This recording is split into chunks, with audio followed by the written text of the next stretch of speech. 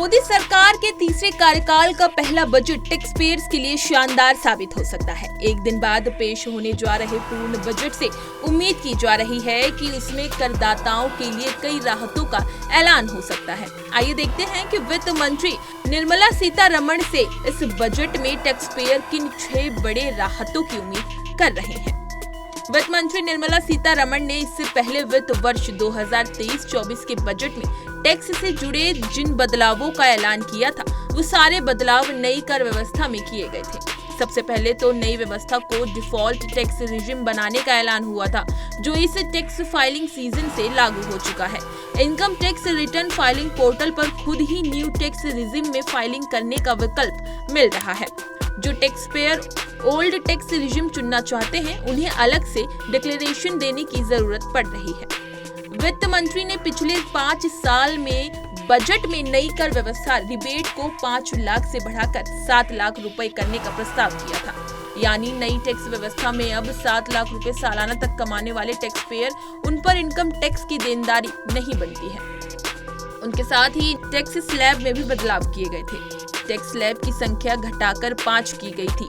Revised slab के बाद अब नई टैक्स व्यवस्था में 0 से 3 लाख रुपए तक की आय पर कोई टैक्स नहीं है। वहीं 3 से 6 लाख रुपए तक की आय पर 5% और 6 से 9 लाख रुपए तक की आय पर 10%। वहीं 9 से 12 लाख रुपए की आय पर 15%, 12 से 15 लाख रुपए तक की आय पर 20% और 15 लाख से ऊपर की सालाना कमाई पर 30% की दर से देनदारी बनती है।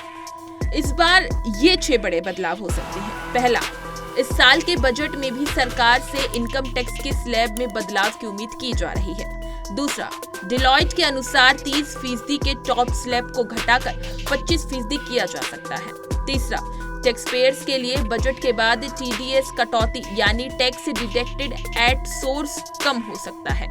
चौथा, वित्त मंत्री सैलरी टैक्स पेयर्स के लिए 80 के तहत मिलने वाली छूट का दायरा बढ़ा सकती है।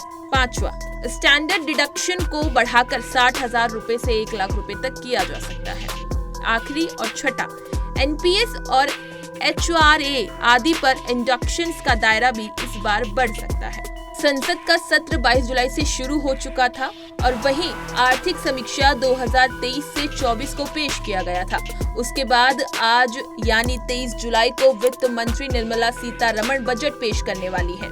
इसके बाद इससे पहले लोकसभा चुनाव के चलते फरवरी में अंतरिम बजट पेश किया गया था, जिसमें सरकार ने कई बड़े ऐलान किए थे। अब जुलाई में वित्त वर्ष 2024 से 25 का पूर्ण बजट आ रहा है, जिसमें बड़े बदलावों की शुरुआत की उम्मीद की जा रही है। इनकम टैक्स के मोर्चे पर जो बदलाव होंगे, उनके बारे में माना जा रहा है कि वो नई कर व्यवस्था के तहत ही होंगे। इसी तरह की तमाम खबरें और अन्य अपडेट्स के लिए बने रहिए हमारे साथ और देखते रहिए punjabkesari.com।